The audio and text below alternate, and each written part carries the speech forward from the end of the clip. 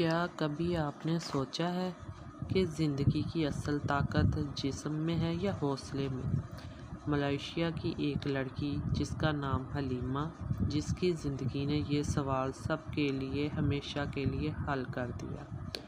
Malaysia کی حلیمہ بچپن سے ہی ویل چیئر پر تھی۔ اس کے والدین نہایت غریب تھے اور اکثر لوگ اسے ترس بھری نظروں سے دیکھتے تھے، مگر حلیمہ نے اپنی حالت کو کمزوری کی بجائے ہمت کا ذریعہ بنایا۔ اس نے اسکول میں محنت کی، ہمیشہ پہلی پوزیشن لی اور پھر یونیورسٹی میں اسکالرشپ پر داخلہ حاصل کیا۔ وہ اپنی ویل چیئر پر بیٹھ کر روزانہ میلوں کا سفر کرتی، کبھی بارش میں بھیگتی اور کبھی دھوپ میں پسینے سے شرابور ہوتی، لیکن ہمت نہ ہارتی۔ کچھ سال بعد حلیمہ نے انجینئرنگ کی ڈگری حاصل کی اور آج وہ ایک بڑی ملٹی نیشنل کمپنی میں انجینئر ہے۔